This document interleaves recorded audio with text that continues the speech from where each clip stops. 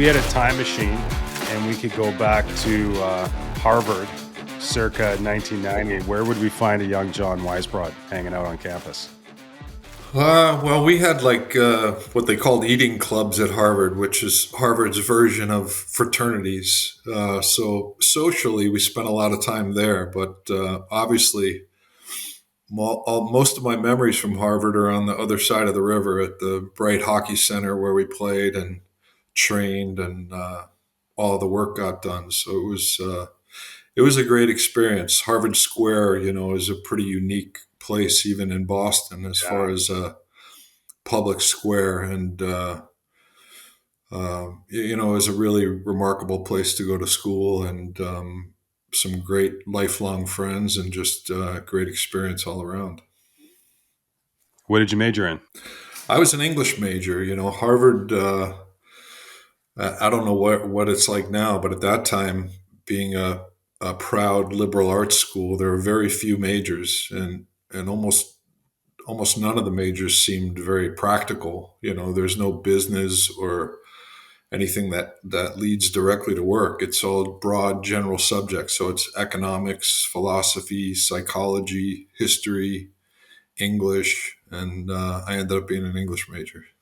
Where were you when Ed Cryer scored the winner in OT of the 1989 NCAA final against Minnesota in St. Paul? Yeah, well, if you look at the photo of that goal, I am sitting in the crease. I'm on my ass in the crease with Randy No Scarta on way. top of me. It was off a face-off. It was the line was me, Peter Savaglia, and Ed Cryer, and Peter won the draw. I went to the net. Randy Scarta came and sort of took me down. We went down together. I think we're both on the ice in the photo, and then Sweet Ed came around the circle and put the little backhander in. So it was special. I was particularly thankful at that moment because we had been up 3-2 late in the third period, and I took a really dumb penalty and was in the box when they scored the tying goal. So No kidding. if we had not managed to pull that out, they were fitting me for the goat horns. So I was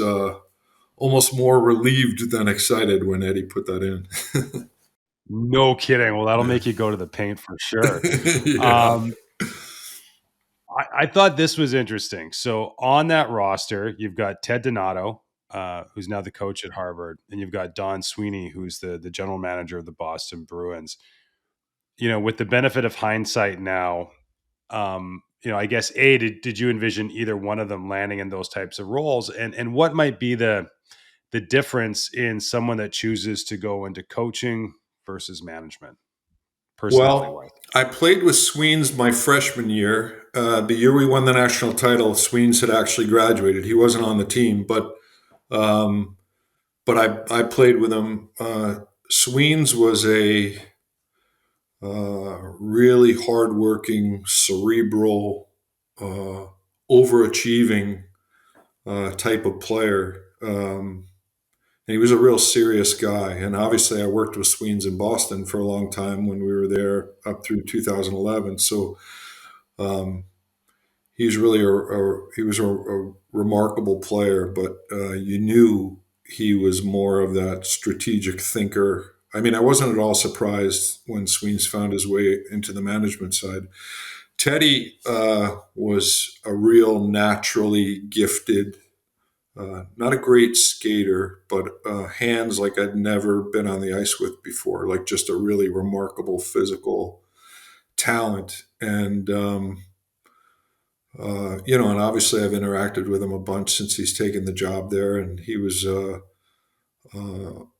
just loved the game. Like I didn't know what Teddy was going to end up doing, but, obviously a lot of our teammates ended up going on to run hedge funds or work on Wall Street. I had a feeling that Teddy would end up in hockey in some way because he just was a true lover of the game. And obviously, he's been there for a long time, done a good job. So he's found his place. So you're drafted by the Minnesota North Stars. And I was looking, just at your elite prospects profile. And I don't know if this is accurate, but I sense that you were sort of in that group of players that, Minnesota goes to Dallas, but the the franchise didn't move. Like not all the players moved, but then the players went to San Jose because did you go? Were you a part of that group that went to San Jose? And if so, were you a part of the first ever San Jose camp? Yeah, well, the way it worked was the Gund brothers, George and Gordon Gund, owned the North Stars, and they wanted to move the Yeah, North Stars to San Jose, and the league didn't want that Minnesota franchise to leave. It didn't end up going to Dallas till later, but they allowed the Guns to start this expansion team in San Jose. So the they had drafted me in Minnesota, and then the way they did the dispersal, since the owners felt like they owned that Minnesota franchise and they wanted to take some players with them, is they did a dispersal draft, and the Sharks got to choose. I forget what the number was, but 28 guys or 22 guys or whatever that they took with them to San Jose. So I was drafted out of high school, and then while I was in college, I went from being North Star's property to San Jose property by means of that dispersal draft. Jack Ferrero was the GM in San Jose, and he chose me as one of the, whatever the number was, 18, 22 prospects that went to San Jose.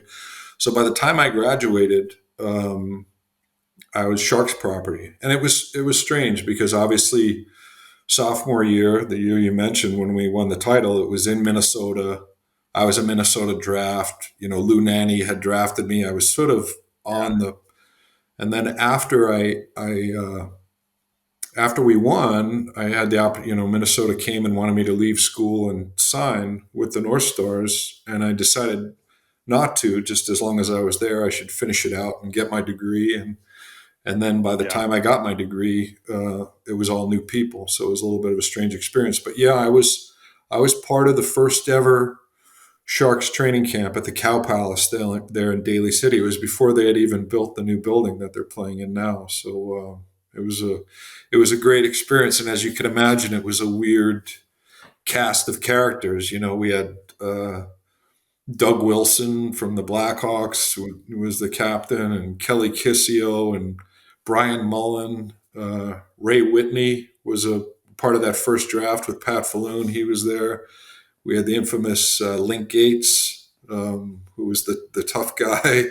There was a lot of tough guys. There was a lot of fighting in that camp. It's an expansion team, and everybody feels like they can make it. And so it was obviously my first experience, but it was a definite wake up call, being at that first training camp.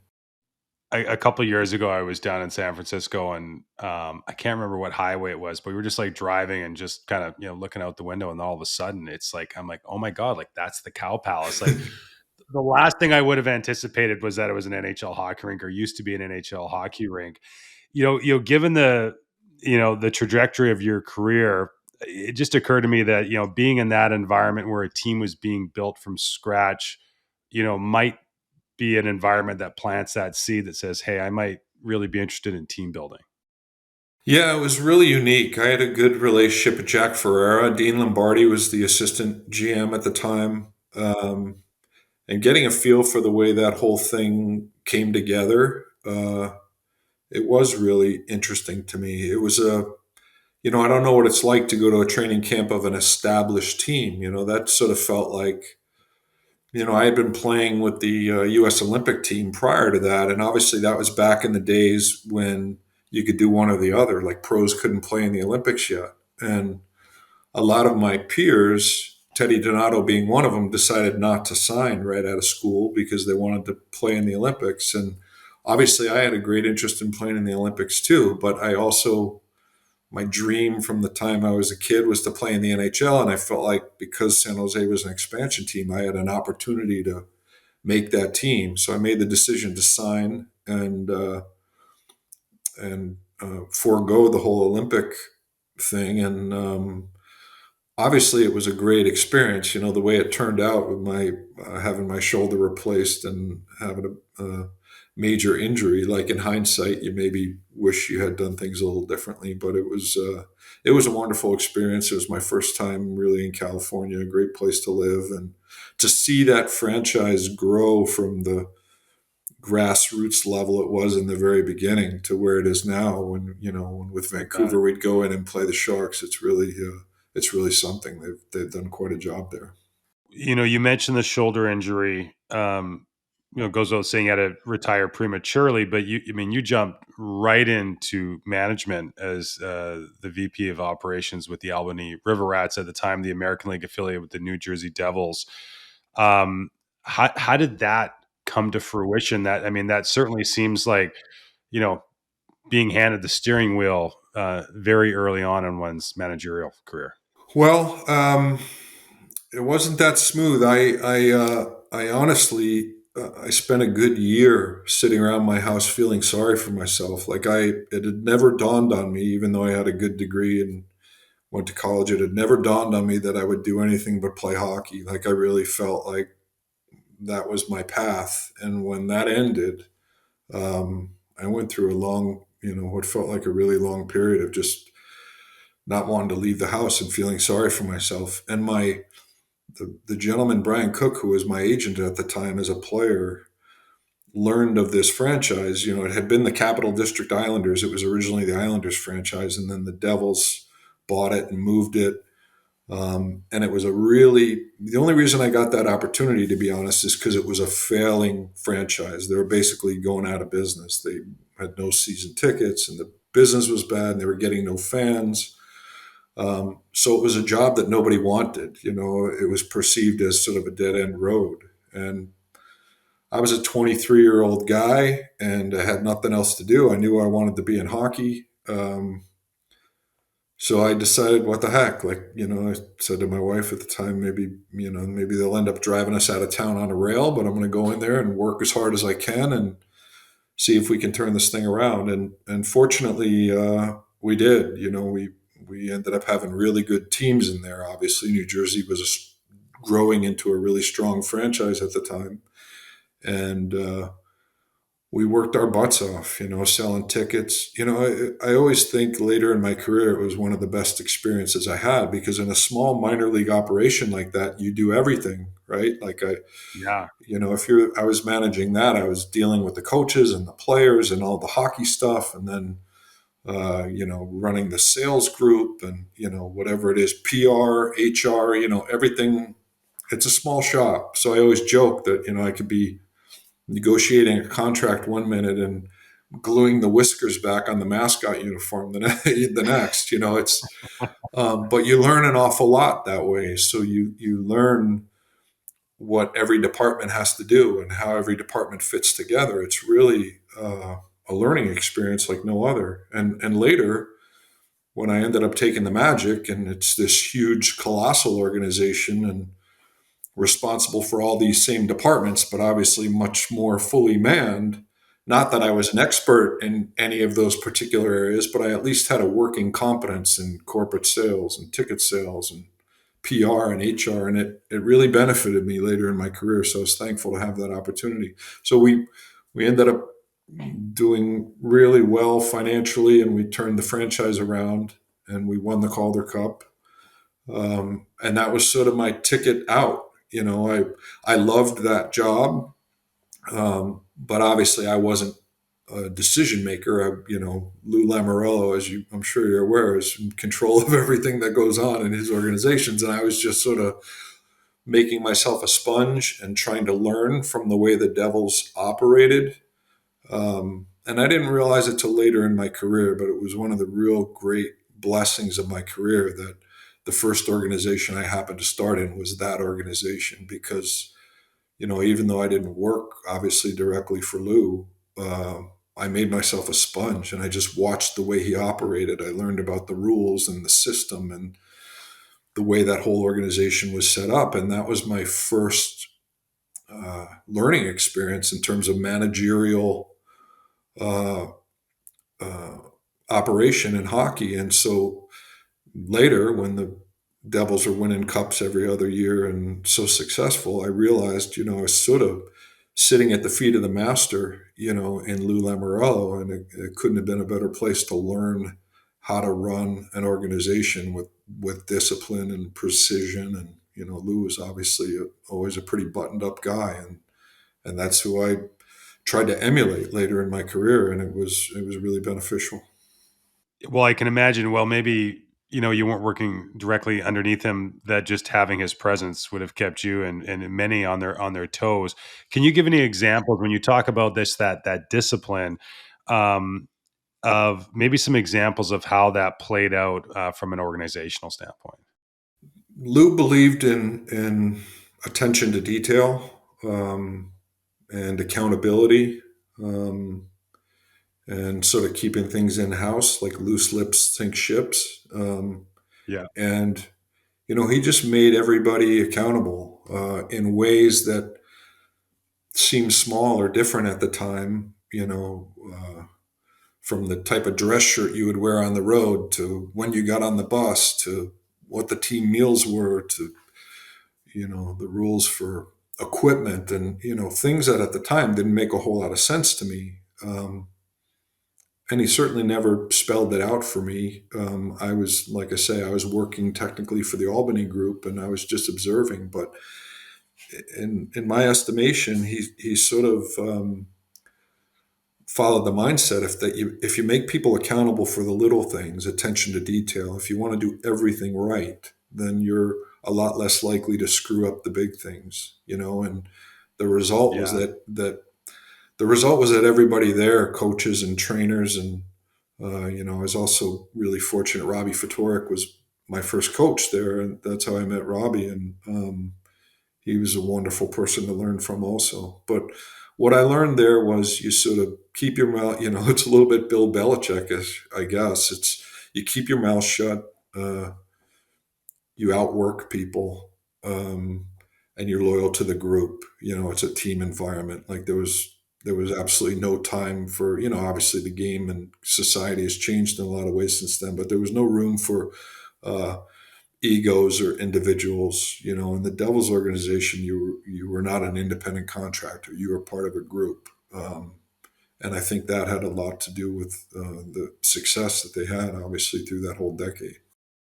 I'm really glad that you shared that. I think there's certainly this perception that Lou's modus operandi is just clean shaven and tight haircuts, and I think it goes without saying, like, you don't win Stanley Cups because of your rules on facial hair and in grooming. And I try to put myself in your shoes. As you mentioned, you're 23 years old. A number of the players in the roster, no doubt, would have been older than you, and you're senior. Did you ever face imposter syndrome, or have to overcome that feeling that maybe I'm a little too far ahead of my skis? I didn't at that time, because, like I say, it was a real struggling organization. It was a real mom and pop operation when I got in there, and we were sort of all learning together. I remember sort of hiring out our little staff and saying, I'm new at this, and we're going to work hard. If you want to work here, we're going to work hard. We're going to do everything we can to succeed. And the only thing I can promise you is that as you're working hard, like I'm going to be next to you working hard. Like I'm not going to be out playing golf. Like we're in this together. And it was a real learning experience, but it was a real grassroots operation. Like we were affiliated with the Devils, but I was working for the owner in Albany. Yeah, So I never felt like you say, over my skis or intimidation of the NHL thing, because I didn't really feel like I'm in the NHL yet. I felt like I'm learning my ropes. It was difficult from my age because I had guys on my team that I played with, like Jim yeah. Dowd was a good friend of mine. We played in Hockey Night in Boston together. We were the same year in college. Dave Emma, I don't know if you remember that name, who was at BC, so it was emotionally difficult for me because I'd watch practices and I'd watch guys on my own team that I played with who were still in the very beginning of their careers. Um, I would leave, almost like crying in my car, like in disappointment over the end of my own career. That was the biggest thing I had to grapple with, based on my age. Maybe I was too uh, ignorant and arrogant to realize I was over my skis. But we just, I didn't pretend I knew anything I didn't know. No, I just said, I think I have a reasonable brain in my head, and I'm not going to be outworked, and we'll let the rest of the chips fall where they may. And obviously, it worked out okay. Well, it's probably the appropriate mindset. We had Steve Sullivan on the show last Oh year, yeah, yeah. who was on that Calder Cup winning team, and hearing him describe it, it seemed like that program was designed for winning. Obviously, you make maybe not the transition, but your focus goes to the team building and player evaluation side of the business. What did you take away from that experience, specific to how you assemble a team that would serve you later on in your career? Well, it wasn't really until later that I got more into really digging into the characteristics from a hockey standpoint. Like by the time I got to Boston, we had a really specific, here's what hockey sense means to us. Here's what character means to us. Like, because I felt like, I mean, I still feel like we all use the same terms in hockey, and we use them so much that they become homogenized and they don't mean the same thing to all people. Like hockey sense might have a different definition to me than it does to you, or character, right? How many times does a GM say this is a real high character kid, and then the coach doesn't see it the same way, right? So it Totally. was later in my career, really the beginning of that was in Boston when I was working with Jim Benning in Boston, that we really buckled down on here's the way we're going to define these attributes. Whether we're right or wrong, we want everyone to be on the same page. That was where the real team building part of it came in. But what I learned most from the Albany experience that took with me, and I've been fortunate, like you say, like I was part of that national championship team at Harvard, and then the Calder Cup in Albany, and then the Turner Cup in the old IHL in Yeah. Orlando. And so by the time I got there, and I'm not saying I had anything to do with any of that, but you're there and you witness it, and you sort of start learning. You get a sense of what the room needs to be like, what the culture needs to be like, what it feels like to be in a winning environment, because I think it is somewhat intangible. And so by the time I got to the later stages of my career, I felt like I really knew what winning looked like what it was supposed to feel like. And then it was when I got to Boston that I thought, all right, we got to really put arms and legs on what these terms mean. So we're out all out scouting, looking for the same things and trying to find the same things and defining things the same way. And that was sort of the way it all evolved for me. So you go from Albany to Orlando, and it's so fascinating to look back on just sort of the origins of just sort of pro hockey. Case in point, you worked for the Davos family, who owned the Kansas City Blades and Grand Rapids in the same league, which Right. I don't think would happen today.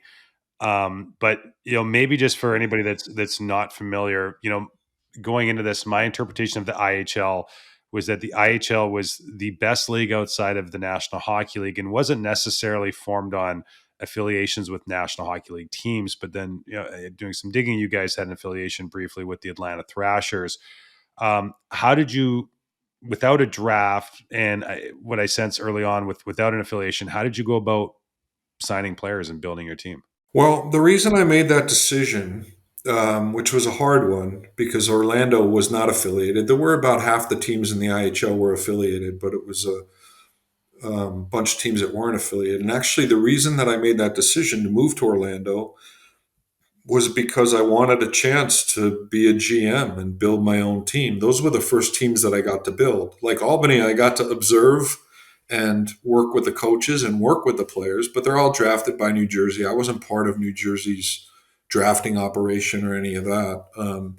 And so I sort of thought my next step is I want to be a general manager and get to build my own group and build my own team. So when I went to Orlando, it provided the opportunity to do just that. You know, the IHL had older, more mature players, probably better players. Like the IHL was a really, really good league at that time, but Orlando had no affiliation, so I had a clean slate. I did inherit, obviously, the group that my predecessor, which was Don Waddell, had left there. But then that was my first time getting to sort of take my own breaths and flex my own thoughts and abilities on what kind of team I wanted to build. And I used a lot of the sensibilities that I learned from being in New Jersey organization indirectly at that time, around people like David Conti, who was doing the drafting for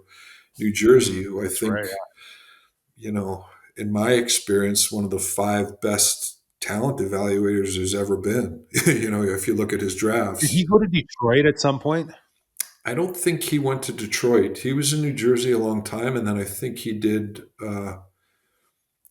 help out somewhere else later in his career. I'm not sure. He had like a remarkable run in the '90s at the But yeah, draft. I mean, you look at the drafts. There are certain people, the uh, David Contis and Les Jackson, I consider to be one of those guys. From a pure talent evaluation drafting standpoint, Jim Benning's one of those guys. Like I know that different perceptions of Jim Benning in Vancouver, and obviously being a GM is a very different task than running a scouting department and just drafting players. But you look at the teams that Jim built in Buffalo. That year that Buffalo lost in Game 7 to Dallas in the finals. With the infamous Brett Hull foot in the crease goal. I mean, that was before the salary cap. Buffalo had the lowest payroll in the entire NHL, and they went to Game 7 of the finals, and they were able to do that. They were able to do that because they drafted so well. Like Jim Benning, when I first got to Boston and involved in the drafts, like, he earnestly believed, like, in the fifth round, you should get an NHL player. Like now it's sort of like you got to get NHL players in the first two rounds and then hopefully in the third, or maybe you get one late. Jim went into every draft like, we're drafting seven times, we need five NHL players, and it obviously doesn't always happen, but if that's what your standard is, you're going to do pretty well. And I think that's what Jim did best in Vancouver with the Quinn Hughes and Thatcher Demko and um, Elias Pettersson, and the picks that he made. He picked guys that we didn't end up even holding on to. Like his first draft in the fifth round, he took Forsling, who's dominant in Florida now, like winning a Yeah. cup. Like, so my point being, the drafting of players and building a team by knowing how to evaluate talent is one piece, and then taking on the whole managerial operation, where now it's free agency and negotiating with agents, and a lot of the other things go Yeah. into it. That was a new thing for Jim when we got to Vancouver. But from a talent evaluation standpoint, I worked really closely. I didn't work really closely with David Conti, but I got to observe him. And then when I was in Orlando, we were affiliated with Atlanta, and Les Jackson was there. And I consider Les Jackson brilliant in talent evaluation. Obviously, he drafted all those guys in Dallas when they were dominant and winning cups, and he's in Florida now, and that's not a coincidence. Um, and then Jim was one of those people too. And I feel like, you're always trying to dig things for yourself out of the ground. But I look at those three people, and I think I was really fortunate, like really blessed to be around some guys that really knew hockey players and how to assess them. And it was after learning that I sort of came up with my own system of, like I was saying, how we define this, how we define that, how we go about the draft. And so I've been really lucky. I feel like I've worked hard, but I've been really lucky to just get some opportunities to be around some people that are real authorities on the subject matter, and that's been the fortunate part of my career thus far. Yeah. It's funny. Uh, Ray Ferrero was on a couple of weeks ago, and he talked about like one of the secrets in hockey is you need angels. Like one of the things that makes your career is just being around the right people early on or at the right time that are going to either open doors or have an influence on you. And I think that's so true. Um, when you're in Orlando, what was maybe your philosophy for building a team? And it's such an interesting era of the game where you're kind of coming out of the dead puck era. It's still, I think, probably more skewed towards heavy, more physical brand of hockey. But yet you still need players to put the puck in the net and make the plays. Yeah, we had some good players there. some that played in the NHL, some that didn't. Todd Richards, who obviously went on to be, and still is an Yeah. NHL coach, he was one of our key defensemen. We had Hubie McDonough and Mark Buffet.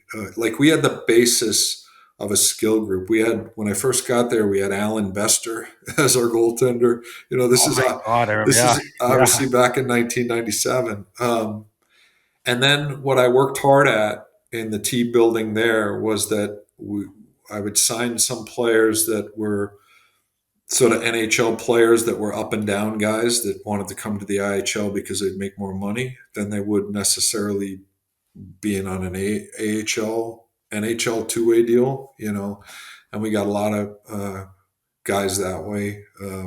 Ken Sabrin, who does the radio for the Capitals now, and obviously played for the Capitals. Like we had him. We just had a lot of uh, high character guys or guys that were truly talented and high draft picks, but for whatever reason, Dave Chazowski, I don't know if you remember that name, he was a Yeah. I do. second Yeah. pick overall, the Islanders. He played there.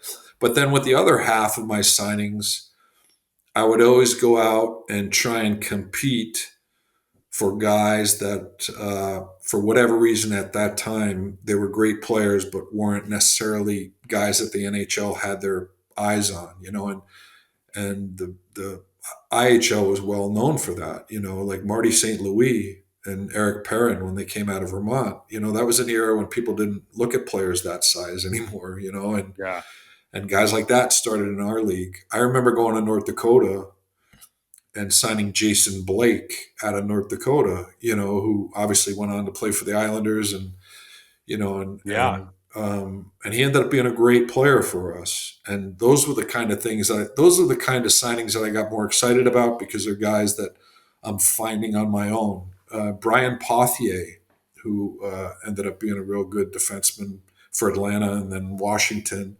He was a guy I just went to RPI and saw him and liked him, and so those were some of the signings, I guess, that uh, made me feel like I had a handle on finding the right type of people and the right kind of talent. But it still changes when you move to the NHL because it's you can get anyone you want. You're not recruiting. You're not trying to convince someone to sign with you. You can draft them and they're yours. And it's more of a level playing field. Instead of signing guys that were in the NHL and maybe they're on their way down, but they could still be good, it becomes all about knowing who the 15 and 16-year olds are, and then being ready to draft them when they're 17 or 18, and it changes yet again. But you learn something every step of the way. Like if you're working at it and you're observant, and I tried to be. Well, I would have to think that as we're seeing play out now, that being in a climate such as Orlando, no state tax, that can't hurt when you're in the recruiting business. Funny, Dave Chazowski, firefighter in Surrey, locally where from. I played with him at a pro am years ago. Just a prince of a guy.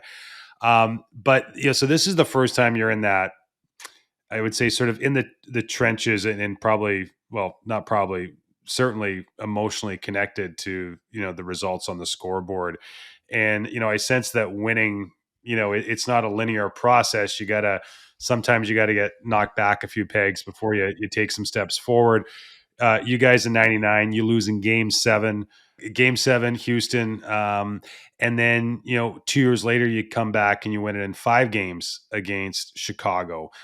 What might have been some of the key tipping points through that process that maybe informed you guys finally reaching your goal?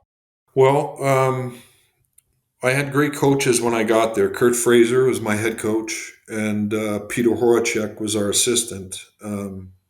Those were the guys sort of running the group that year that we went to Game Seven against Houston and lost the tip. Um, and after that year was when Fraz got signed away by Atlanta to become the first coach of the Atlanta Thrashers. Because Don Waddell was in Atlanta and he was my predecessor in Orlando, and he knew Fraz, and so I made Peter Horacek the head coach. And then my determination on the assistant was that I felt like our weakness in times of strain was defensively. Like I felt like we had done a good job creating offense and finding good offensive players. I felt like we didn't defend well enough. Yeah. And that might have just been from my years of watching Jacques Lemaire and learning like winning 2-1 games is the Yeah. way to win. But I just felt like we didn't Right. have that. So I hired as Peter Horacek's assistant, one of my best friends who I grew up playing with, and I knew he was a defensive genius, which was Jim Hughes, Quinn Hughes' father. Yeah. That's why Quinn and Jack were born in Orlando, because their dad was working for me with the Solar Bears when they were born. So I hired Jim because Jim didn't have a whole lot of coaching experience, but I knew, I'd known him since I was 10 years old.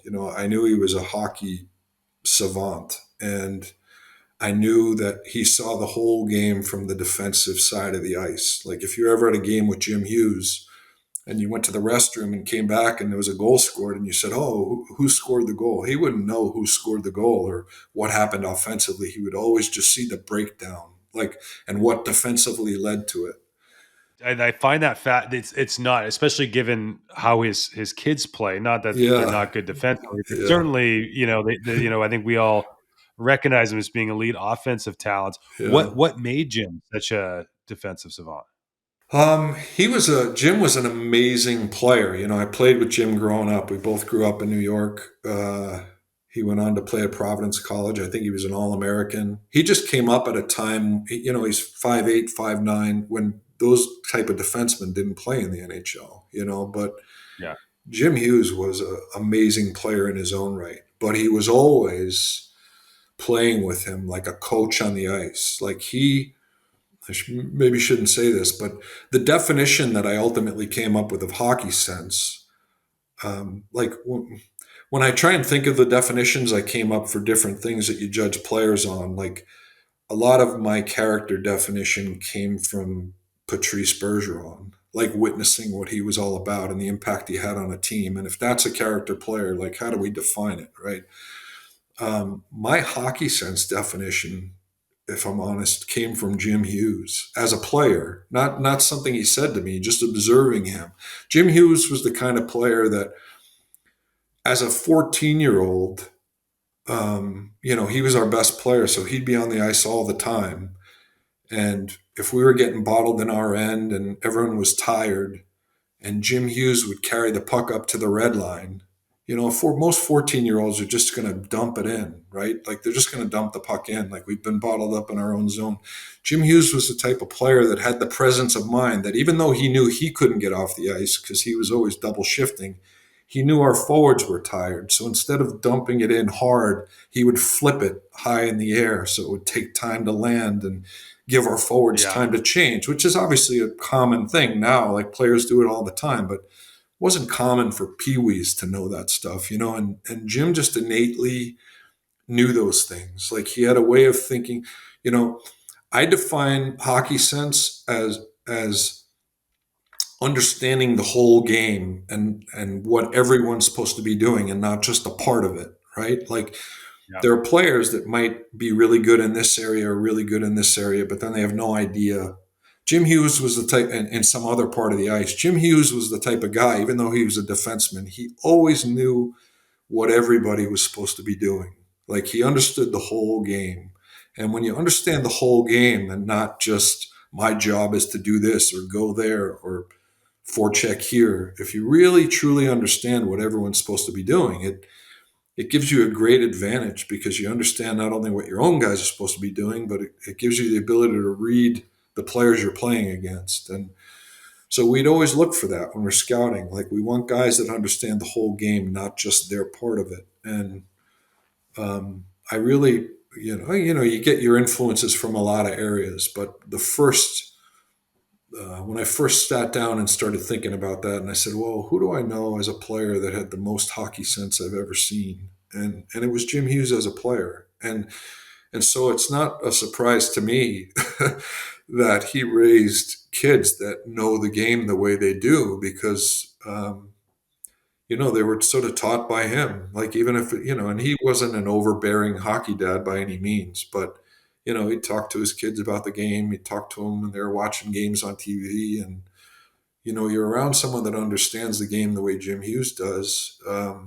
It wasn't a great, I mean, I guess it's always a surprise that someone could have three lottery picks, but it Yeah, wasn't, yeah, it was less of a surprise to me than maybe it was to others. And I don't mean to take Ellen out of this either. Like, Jim's wife, Ellen, yeah. she was a Skating hockey coach, player in correct? her own right. Yeah. Like Yeah. she played hockey at University of New Hampshire. Like, so I always used to tease them that their first date was a puck shoot, like No they, kidding. so those kids have, two great athletes as parents. And in the case of Jim, hockey sense guy like no other. And, and you can see that in Quinn, and, we never made a thing of that when we drafted Quinn because, you never know how a pick's going to turn out. I didn't want to make it, I didn't Yeah. want it I to don't know, like seem, Vancouver media too. I don't know if that's the thing they yeah, want to I like didn't want it slip to by. seem nepotistic. Like, oh, I was at the hospital when this kid was born and now I'm drafting him, um, but I knew, I knew what he was going to be like, despite his size, or at least the way he thought the game. And they're really a remarkable group, those Hugheses. Well, you mentioned it too. I never considered this that he played at Providence. I'm assuming he would have been part of that Lou Lamoriello tree as well. Then would he Yeah, cross paths with him? yeah. I Yeah, no think by kidding. the time he got to Providence, Lou was the AD. Maybe in the very Yeah. beginning, I don't Okay. think Lou was ever the coach. Um, Yeah. but yeah, like Jim Hughes grew up in that environment. You can bet the Lou environment existed at Providence College as well. Like, Lou is the greatest thing about Lou, um, in my opinion, and it's becoming rarer and rarer, is that he is 100% consistent. Like, he is steady as rainfall. Like, hockey is such an emotional business that you could be working for someone that you never know what side of the bed they're waking up on, so to speak, or depending on whether the team's winning or losing, or, it's an emotional, pressure filled game. And that pressure and emotion affects people in different ways. And it can make you inconsistent in your thought process and decision making. I don't feel like any amount of pressure or influence or results, good or bad, affected Lou to one bit. He's the same every day, all the time. Things are about principle. We do everything Yeah. based on the principle of it and the value of it. And it taught me early on that that kind of consistency is necessary to. It takes a while to build something. You don't go instantly. When Lou first took over New Jersey, I think it's when Wayne Gretzky was calling them a Mickey Mouse operation. And 10 years later, they're winning a bunch of cups and, sort of the class of the league. It takes time. And in order to accomplish something over time like that, you have to be consistent. And, I learned from my, um, I was obviously in Calgary before I was in Vancouver, and Vancouver was my first time working in Canada. But one of the things that I think makes it so hard for Canadian teams to win it all, not to be good, but, when people say, oh, why hasn't a Canadian team won the cup since 1993? Is because it's so hard to be consistent under the enormous media pressure, which leads to ownership Oh pressure, my which, God. and Totally. it's so much easier. And not that it's ever easy, but, when I watched the Tampa Bay Lightning rise to what they were, and obviously a lot of great work was done there when, Jay Feaster was there when they won the cup, and now obviously they won the two cups recently. And it's always hard, don't get me wrong. But Tampa's not a market where everybody's living and breathing hockey. A lot of people in Tampa didn't even know they had a hockey team until they started winning. And I think in some ways that's an environment that, just based on human nature, makes it so much easier to be consistent and to stick to your principles, because you don't have an owner that's getting uptight about the fans. You're not getting media pressure. I mean, In Vancouver, I could be walking down the street to go get lunch from the office, and someone would yell out their car window like, "Fix the power play," like it's, and it's part of what makes Canada great, and it's part of why you would want to succeed there more than anywhere else. Yeah. But man, like that pressure, the constant pressure and the constant focus and every little thing being analyzed to such a degree, I don't think people realize how hard that makes it on managers to do what they would normally do or to stay consistent.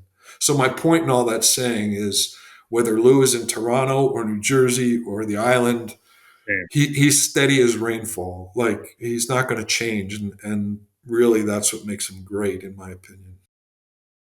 Well, it's funny you mentioned Tampa Bay.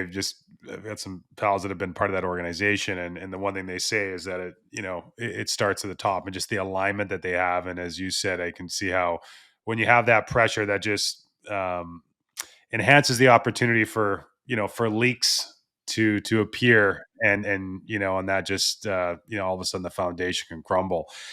You win the last Turner Cup ever. The league disbands after 2001, and then you become the general manager of the Orlando Magic of the NBA. Yeah. Take me through that transition, which I was trying to go back and find an example of this in sport, and I couldn't do it. Yeah.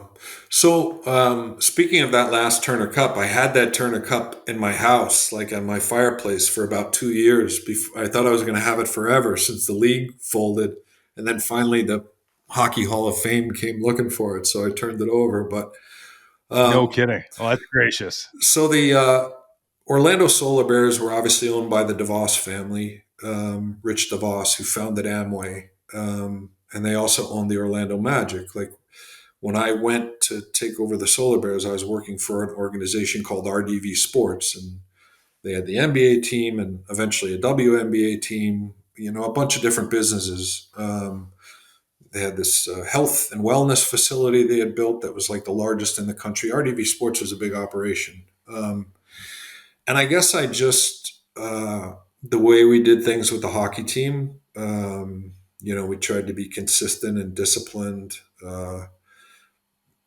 Financially, I was the GM, but again, it's a minor league show, so you're sort of running everything. And I guess I just made an impression on Rich DeVos, the father, um, Yeah. and so the Magic were losing a lot of money. I don't know what the numbers were, but they were losing like $25 million a year, and so they came to me after just, I guess, observing the way I did things with the Solar Bears, and you know, asked if I would have interest in sort of taking that philosophy and that way of doing things and trying to run the Magic. So when I first took over the Magic, I was the chief operating officer. I wasn't involved. I mean, I was involved, but I wasn't the GM or doing the basketball stuff. But they asked me to try and fix the business. Can I ask you a quick question, John? Yeah. So, like, I'm putting myself in your shoes. What attracted you to that opportunity versus, I mean, you just won a Turner Cup. I have no doubt Right. that there would have been opportunities in hockey. What pulled you in that direction versus staying in hockey? Well, it was a difficult decision because, to be honest, at that time in my life, hockey was everything. I didn't really have an interest in basketball, and um, I became the chief operating officer of the Magic a couple years before we won that Turner Cup. Like one of the things that made it easier for me to agree to be the chief operating officer of the Magic and run RDV Sports was that I could still do the hockey. We still had the hockey team and I was still running the hockey team. So I felt like at that time, running the Magic business operations wasn't stopping me from doing my hockey job. I was sort of doing both at once. Um, the decision didn't come until the IHL folded. And then I had to decide, all right, now all I'm doing is running a basketball team. Do I want to do that? But to answer your question, the reason I did it was not because I had some great desire to be in basketball. And it's certainly, people think it was because of the money or, I was 32 years old. Like to become president of an NBA team when you can't dribble with your left hand, like that was pretty heady stuff, like, No kidding. so, and people think I did it or have suggested to me that I did it for those reasons, but I didn't. I never have cared about money or status or titles. Like none of it's ever meant anything to me. I did it because I loved Rich DeVos as a man.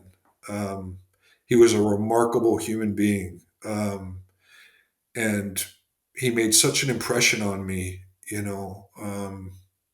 He sort of had this mission that he wanted to prove that, in this world of like nice guys finish last, he wanted to prove that doing things the right way and treating people the right way and being the right kind of person and winning it all and kicking the crap out of every team you play, those don't have to be mutually exclusive. Like you can do the right thing and still win. Um, Yeah. and that was such a compelling message to me. He was a Christian man that he wanted to win, but he wanted to do everything the right way. And I was so attracted to his value system because it was very similar to my own, that I grew up with. That I, when he came to me and, we're losing all this money and we'd like you to help with this or that, like I wanted to do it to help him. I really didn't think it would ever evolve into being GM of the team and having to figure out the Dwight Howard draft and all that. Like that happened later.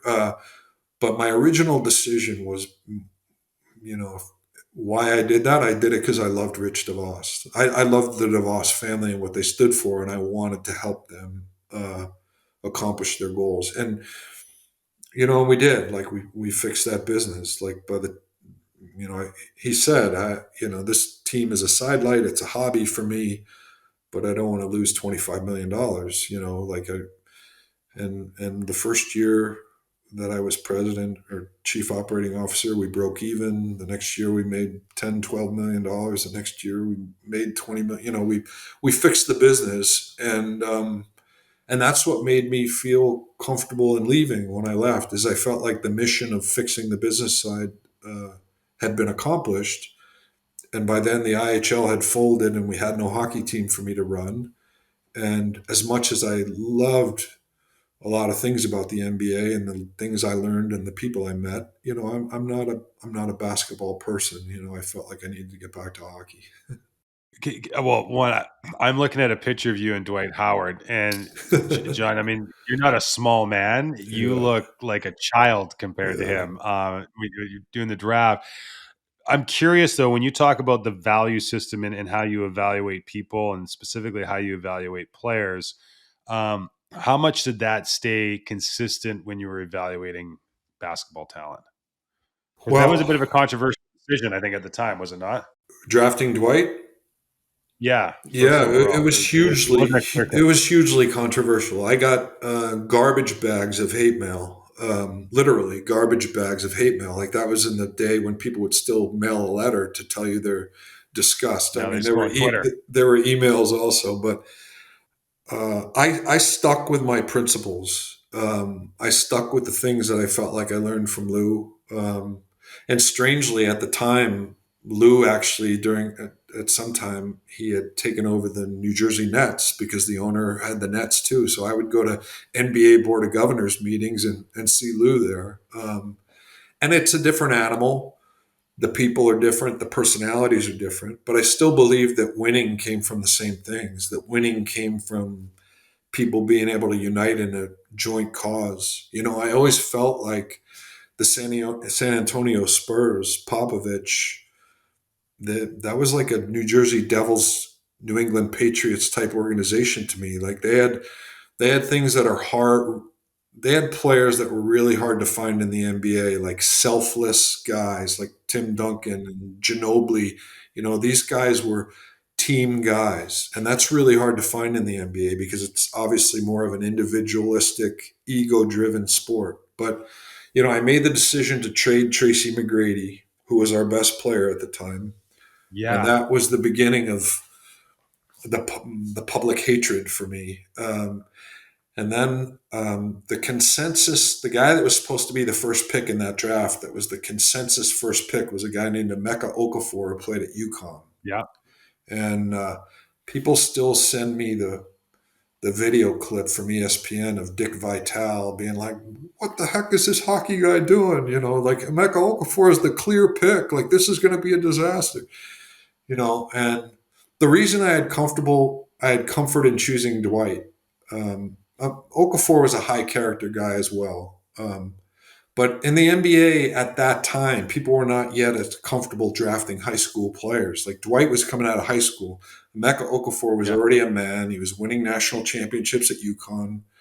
Um, I felt comfortable drafting high school kids because in hockey, that's all we did. And I felt like That's Dwight. interesting. Yeah, that makes total I sense. Yeah. Yeah, so it wasn't such a leap for me when people were like, you're using the first pick on a high school kid? Like it wasn't discomfortable for me. Like the NHL first pick overall is a high school kid every year. Like so I became so convinced of Dwight's character and athleticism and then it worked out. Like unfortunately Okafor ended up having a lot of injury problems and never really got to be the player that maybe he could have been. And Dwight was the fastest player to 10,000 rebounds, like in the history of the NBA. I mean, I know he got off track, I think, in some ways when he left Orlando, but he was a man child. Like he was an unbelievable person, an unbelievable player, and I had a lot of conviction about it. And I got a lot of bad traits, but like managerial courage is not one of them. Like I've always been comfortable to do what I thought was right, and live with the consequences. And so it was hard to take, like the hate mail but as soon as Dwight started dominating the league, everyone changed their view on it, and all of a sudden it was a great pick. Like so, it all worked out okay. Well, so I want to ask you about this specifically, and I want to move. I mean, I feel like we're just scratching the surface of your career here, but you make that controversial pick in the draft. You trade Tracy McGrady, who at the time was the star player. You get criticized a lot for that, but again, 2009, the Magic go to the NBA Finals, and the players that play a pivotal role, the players ultimately you receive for in the McGrady trade. But you talk about just the pressure in Vancouver. I mean, we hear it all the time. I mean, everybody wants to work in sports, right? It's so damn sexy, and I think people see the glory side of it.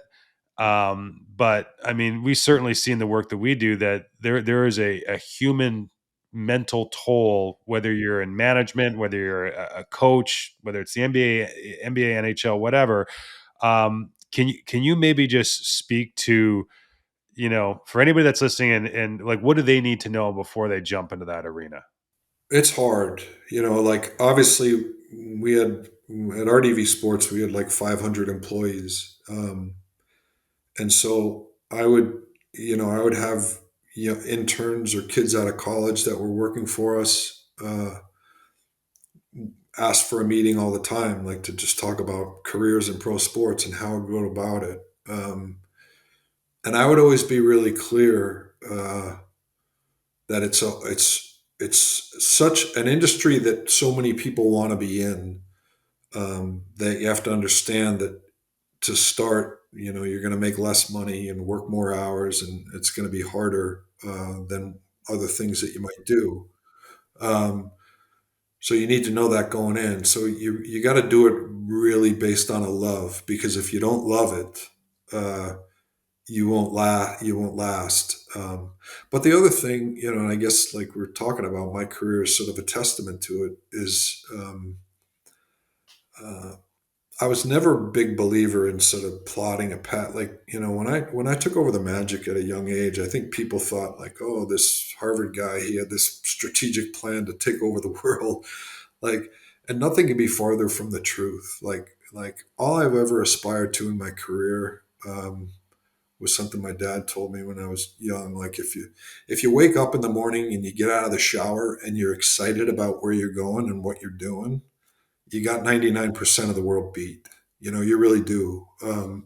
So I always encouraged people not to do things based on, I feel like young people now, I've got obviously kids that are of that age. They're trying to chart this career path for themselves. Like, I'll do this and this will lead to this and this is the smartest move. And I always feel like the best choice is to do what you love doing.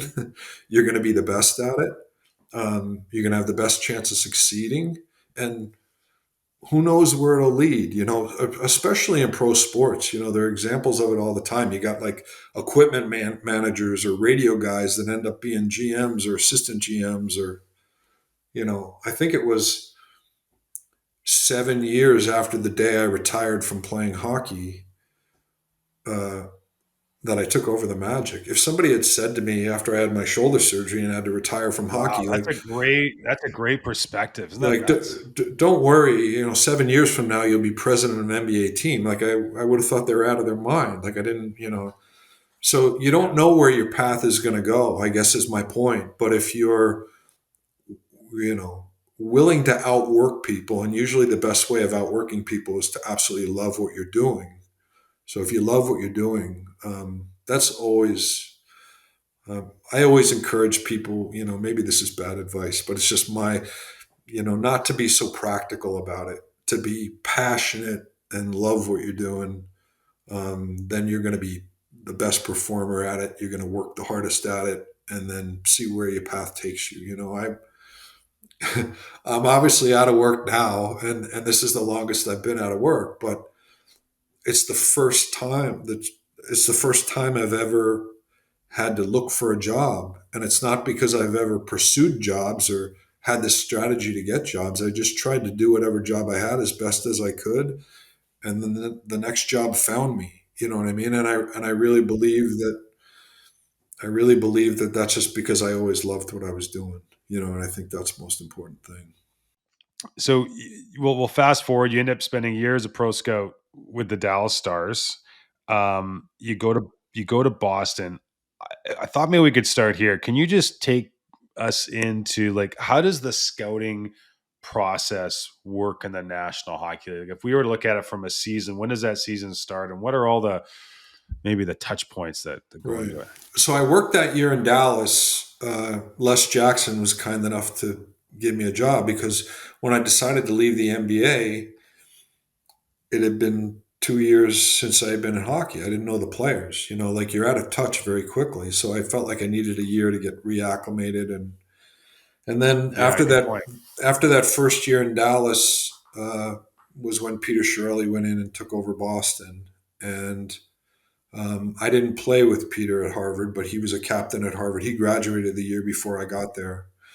Um, and he had played on teams with Mark Benning, which is Jim Benning's brother. Like, so the first two people that Peter hired when he took over Boston were me and and Jim. Um, and I think largely he knew Jim through his brother Mark, who played at Harvard with Peter. And I had been in this situation where I was at a point in my career, like while I was with the Magic, I interviewed for a number of GM jobs. Like, I had some different opportunities to do things, and Peter was sort of in the same boat. He was working as an agent, obviously, but he was sort of on the cusp of.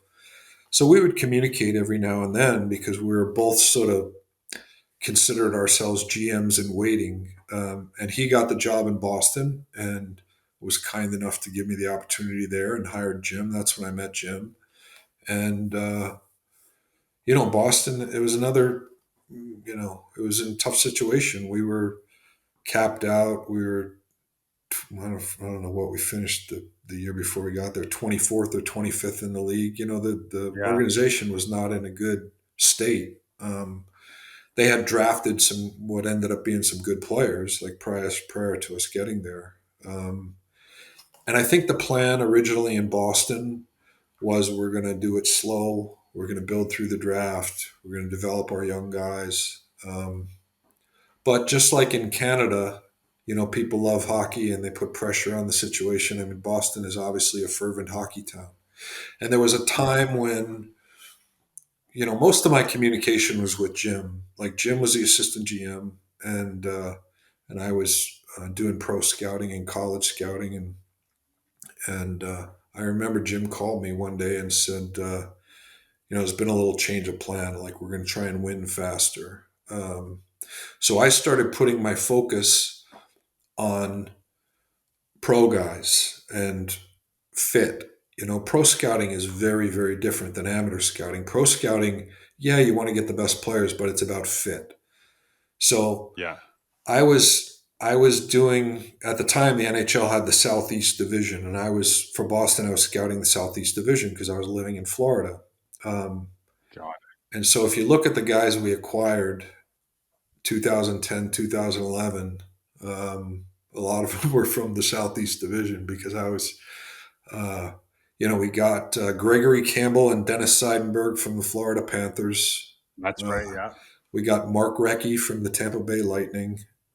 Uh, That's we right. Yeah. got Nathan Horton from the Florida Panthers. We got three guys from the Panthers. We got Horton, Seidenberg, and Campbell from the Panthers because I would be down in Florida seeing those guys all the time. And I would be calling Jim Benning, like, we need, these are the guys we need. Um, I think we got Rich Peverly from Atlanta. Anyway, that was how Jay Feaster ultimately found me to go to Calgary. I didn't know Jay Feaster at all. But I think he looked at the roster of Boston. We had just won the cup, and he was like, "Boy, all these guys that they added came from the Southeast Division." So I think he sort of called Peter Chiarelli, like, "Who scouts the Southeast Division for you?" And but those were finishing touches. The core of that team uh, were guys that were drafted before I was there. So I don't take any credit for that. Like Patrice Bergeron and Milan Lucic and Brad Marchand, like those guys were in the bank before we got there, and they hadn't developed yet. Krejci, like, so we had the guts of the team. And I think that's why Peter and Jim, and I guess Mr. Jacobs, the owner, made the decision that we could win sooner because Patrice and Krejci and Lucic and Marchand, Scott Bradley, who obviously lives there in the Vancouver area, like he drafted a lot of those guys. Or was part of that draft. Like no one guy ever drafts a player, and that's a little bit of a media fallacy. But Scott Bradley was heavily involved in the Boston draft, and there was no guy I was happier for when we won the cup because he played a big hand in Lucic and Marchand and Krejci and a lot of guys that really grew into the heart of that team. So when Jim came to me and said, we need to speed things up, we need to find some guys we can get in trades to put the finishing touches on this, I'm certainly not crowing about those guys we added. Like those guys they were important players for us. Anyone who saw the series knows like Dennis Seidenberg was an important guy. Gregory Campbell was an important guy. But the heart of that team um, was built in some ways before we got there, and that's what enabled us to go from whatever 24th or 25th in the league to winning the cup when we did. So that happened. I mean, you talk about like the players Peverly and Horton, etc. Like, how do decisions get made? Because it's not as if you're going to Jim Benning and saying, "Hey, like I'm gonna just if you give me the green light, I'm gonna drive down the street, grab Nathan Horton and throw him on an airplane and send him to Boston." There's a transaction that needs to place. So there's assets in play. Yeah, There's draft picks, cap. There's all these complexities, and I know that again, if you I mean, gosh, we live it here in Vancouver. I think more than most places. Like everybody just assumes this is like the easiest process in the world, putting a team together. But there's all yeah. these external factors. How do those decisions? How do those conversations take place, and how ultimately do those decisions get made to say, "Hey, this is the one we're going to pursue"? Um, and I wasn't involved in any of that. Like, don't I don't want to misstate my own role. Yeah, I was a scout, and I would scout, yeah, and I would write reports, and I would talk to Jim Benning on the phone because we developed. We just sort got of it. saw the game the same way, and we saw players the same way, and I would give him my thoughts. The decisions were obviously made by Peter, and Peter strategically is an incredibly bright guy. Um, his use of salary cap and sort of the plan of getting different pieces in place. I learned when we got to Vancouver and Jim and I were trying to do that on our own. Like, it's hard stuff to do. Like, it's one thing to know the players, and it's a very different thing to be able to get them, and not just get them, but get them in the right way, for the right money, for the right trade assets. And I consider that Chiarelli's great strength. Like, Chiarelli and Jim together were perfect because Jim was the evaluator, and when I mention all those guys from the Southeast Division, I see him and write reports on them. Jim is the guy that sees them and says, "This is the guy, right? This is the guy we got to get." That was Jim.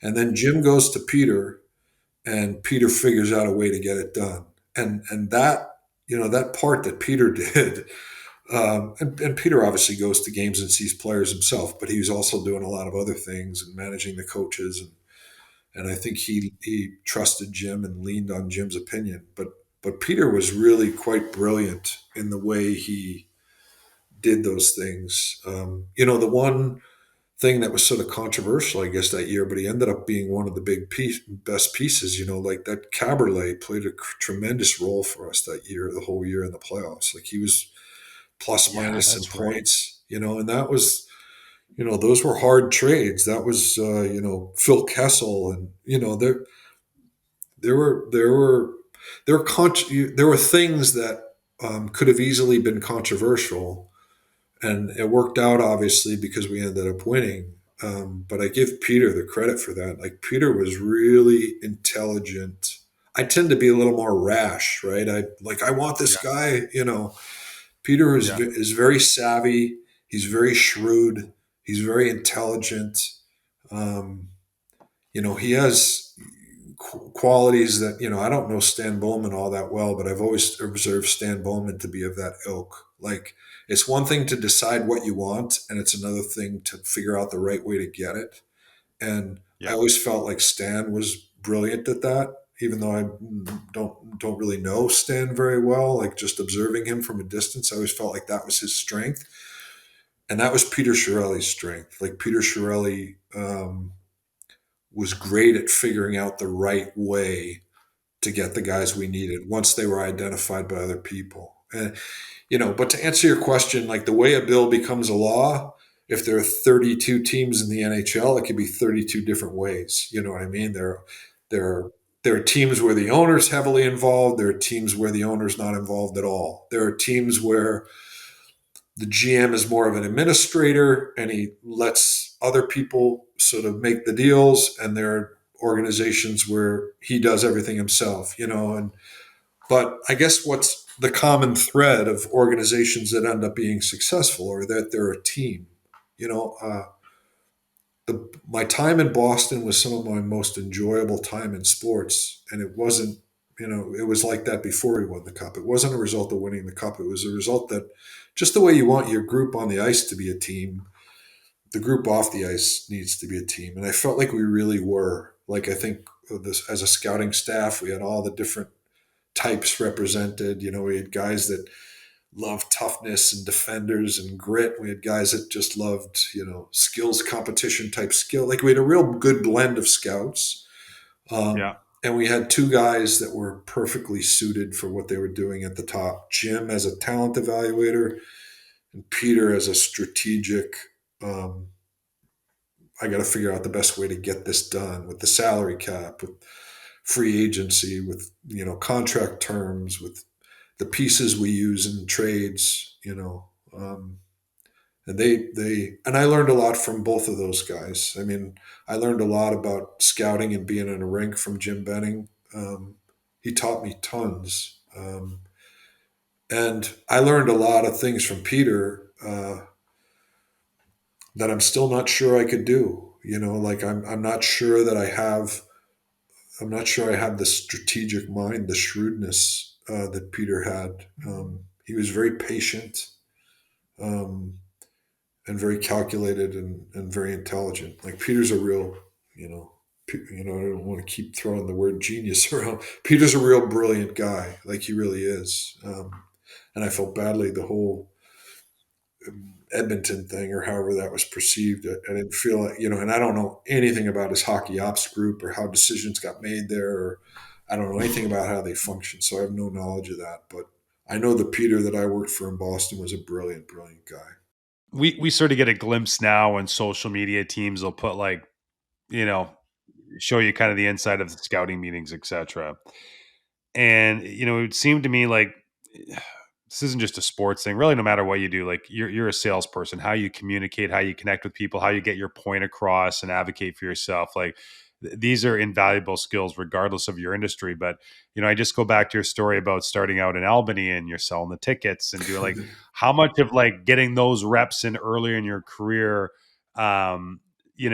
helped you later on when you're just in those meetings and trying to advocate for the player that was on your list. Yeah, I feel like you talk about angels and good fortune. Like I feel like when I look at the way my career transpired, um, how many things fell in the right direction that really had nothing to do with me. Like I showed up every day and worked my ass off, but um, I was around like unbelievable people. I got unbelievable experience. Some of the times, those Albany days, which were really hard, um, really difficult. I look back on those experiences now, and with so much fondness. Like they were some of the most important times. We haven't talked about the Calgary, but Jay Feaster, another guy that I was so fortunate to be around, like such a great human being and such an intelligent guy and guy that cared about people and wanted to do things the right way. Like, you know, I look at some of the people I've been fortunate enough to be around. Trevor Linden, I learned a lot from Trevor, like during the little bit of time we were together. I've been really fortunate that I've been around a lot of good people, but yeah, like the the you're always anxious to do the next thing. When I was in Albany, I was anxious to have my own team, and I was excited to get to Orlando. And then when I got to Orlando and I'm at the highest level in basketball, I'm anxious to get to the highest level in hockey. You're always anxious to take your dream as far as you can, but you don't realize how much the experiences and the things you have to go through each step of the way, what an important role they play. It's one of the things that I feel like is less common now. There are so many GMs with very little experience or who have very little time working for different organizations and different roles under their belt. And I feel compassion for them because I can't imagine how hard it is.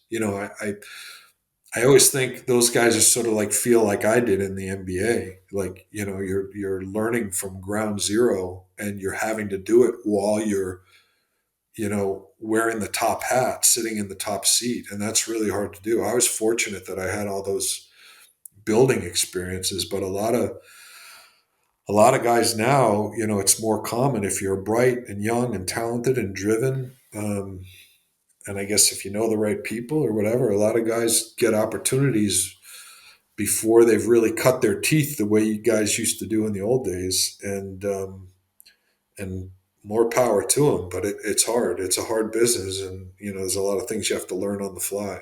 you know, Yeah, no question. It's funny. I think we see those hiring trends where maybe it started with Theo Epstein and everybody was looking for yeah, that next yeah, wonder kid. But it seems like with the exception of Theo, that more often than not, it's experience really counts.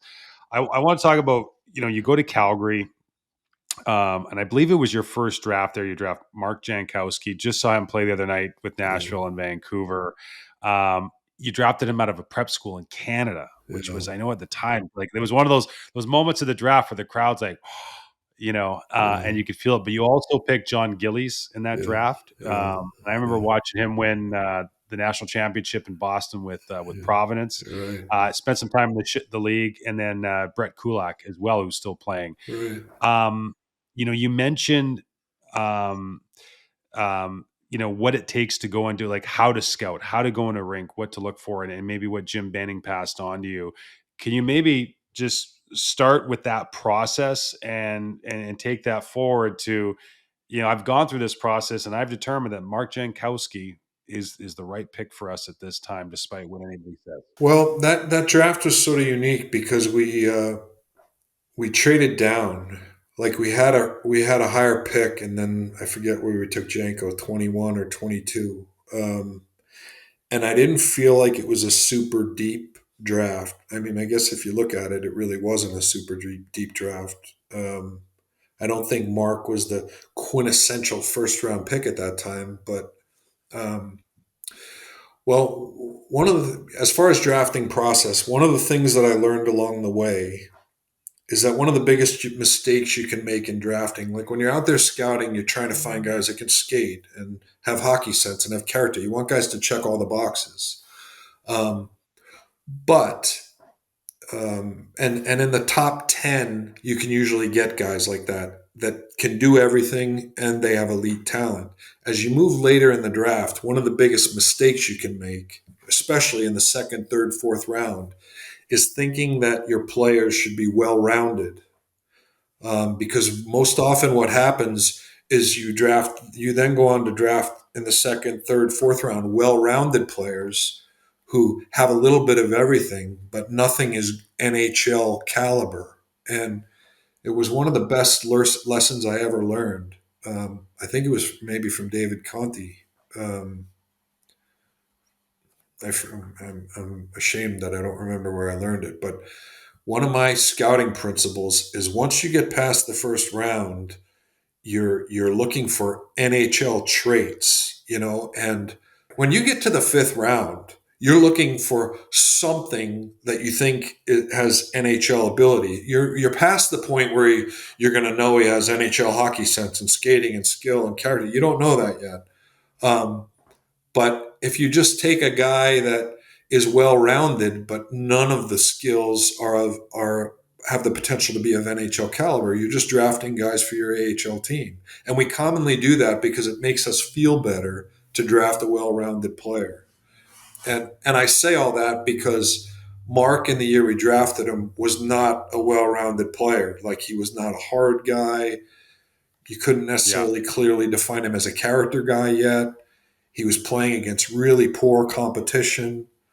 Um, but I knew that he had an NHL attribute of like size and skill and reach and composure that was undeniable. Didn't mean he was going to succeed, but there was something, I try and think of examples. I think Tim Kerr, right?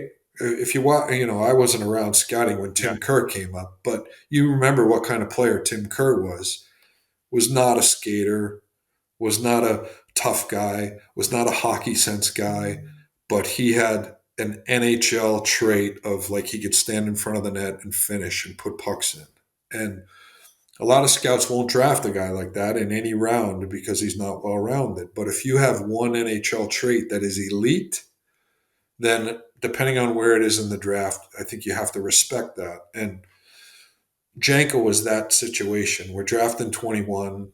And I guess, there are some guys drafted after him, Oli Mata, some guys that you can make an argument would have been a better pick in hindsight. But I felt like he had elite skill. He did have elite skill. And it's ironic because the kind of player he is now in the NHL is he's more of a penalty killer, third, fourth line guy, but he still has like NHL hands and NHL brain, and that's what gives him the capacity to play. Like, he had uh, a differentiating skill, a differentiating NHL skill, and I think the later you go in the draft, you're drafting more for that. You're drafting for we call it a separating skill. Like, yeah, he's not well rounded, but he has this separating skill, and I think he was an example of that. Kulak's separating skill in my mind at that time was composure. Like, he had remarkable composure, yeah, and I wasn't sure he was going to be big enough or hard enough.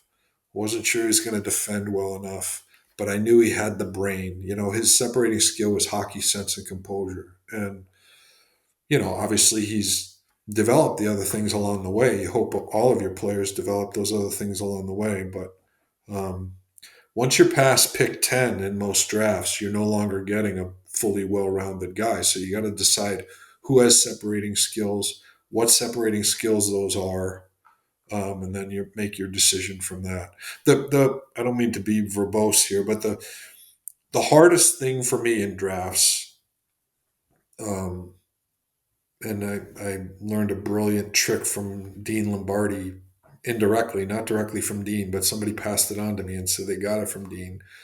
The hardest thing for me in drafts is it's your turn to pick, and you have two players that you rate at a similar level, but they're entirely different kind of players, right? And the reason I think of that is because the draft you mentioned, it wasn't our pick, but there was a pick where you could choose between Timo Teravainen, you know that Yeah. player, and Tom Yeah. Wilson.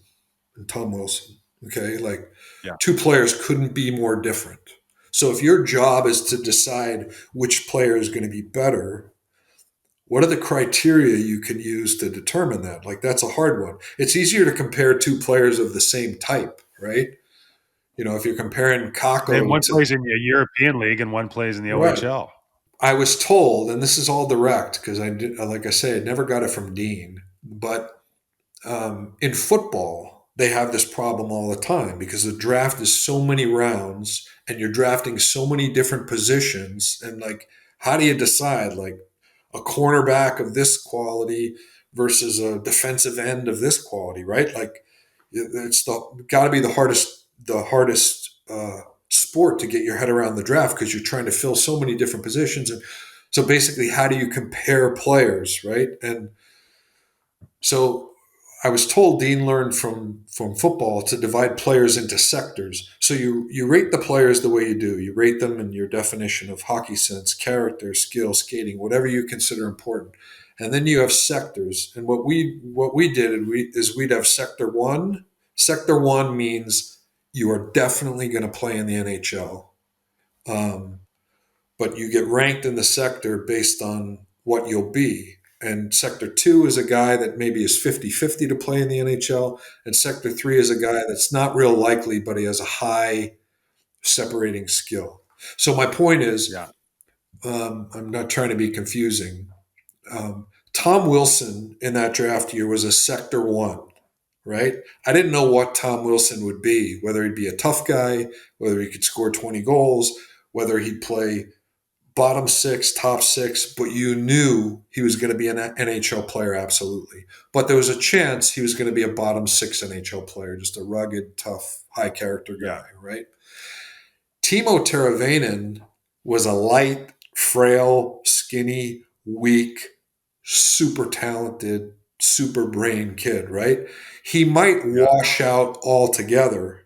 He might not make it at all because he's got a lot of physical attributes that, but if he does make it, he could be elite. He could be a power play guy. He could be a skill guy. He'll be a top six guy, right?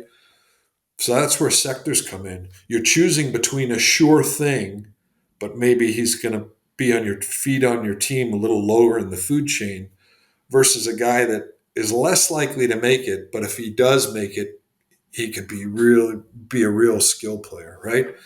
That was always the hardest part of the drafts for me is it's your turn to pick and you got two players that you have certain convictions about. Um, but their upside potential is not necessarily in alignment with their certainty of playing in the league, if that makes sense. And No, that's it the hard does. part of the draft.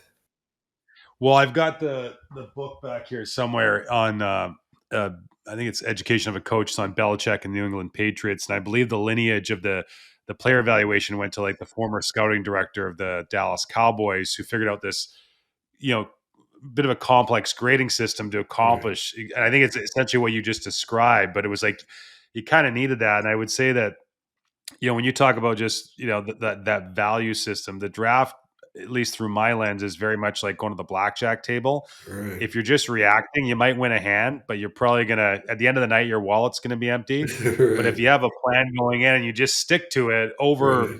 over time, over several drafts, eventually you'll yield the right type of prospects. A great example of this, I had so much fun going back and doing some research on this. Elias Pettersson gets picked fifth overall when you're in Vancouver. I went back and looked at all the rankings. He was ranked anywhere from 5 to the late 20s. Right. Like all over the map. And in fact, when you look at that year, probably the player in the first round where there was, it would appear to be less of a consensus on where he fit. You talk about those qualities that stand out to you. What stood out to you about him? I remember the first time I saw Petey, he was playing in the World Juniors in Montreal as an underage, and he was playing wing. He was playing left wing. Um, and obviously, Judd Brackett and all our group had already alerted us to him, like what a talented kid they thought he was. And he played in that World Junior tournament, like with obviously his skill set and his brain and his awareness of what was going on around him was elite. Um, and a lot of draft eligibles playing in World Juniors, as you know, like it feels like they're overmatched. And I guess he was overmatched in some ways. He was skinny and weak, and wasn't a physical guy. But his brain, and not just brain for knowing what's supposed to happen on the ice, but his awareness of what was going on around him, like the composure he had to be aware was unbelievable. And I think Jim got to Montreal like a day after me, and I was like, "You got to see this Pettersson kid." And Jim always had the gift of being able to be really decisive immediately. Like Jim would sometimes, within a period and a half, like cross a guy off or decide he had to have a guy. And I remember walking after a couple periods of that game and saying, like, Elias Pettersson, he looked at me, he's like, that Pettersson is the most talented guy on this whole Swedish team. And obviously, a lot of the Swedes were first round picks already, older guys.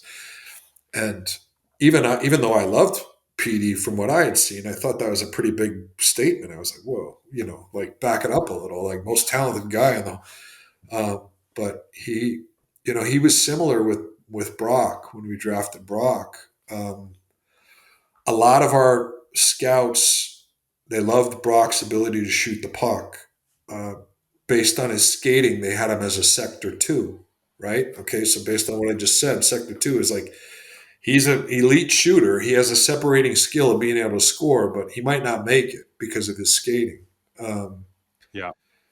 and so, and I saw him a bunch of times, and to be honest, I wasn't sure. I loved him, but I wasn't sure. And so I said to Jim, I was like, I really need you to go see this kid. So I went with the team. I think we're in LA or whatever. And Jim went to the USHL. I forget where Brock Yeah. was playing, Waterloo, I Waterloo. think. Yeah. Yeah. And I remember with the time change, um, we were in the hotel in LA getting ready to walk over to the rink. Our game hadn't started yet, but Jim was obviously at a game that was already playing. And he called me and he said, Brock Besser's going to be a star. It's like just immediately like that.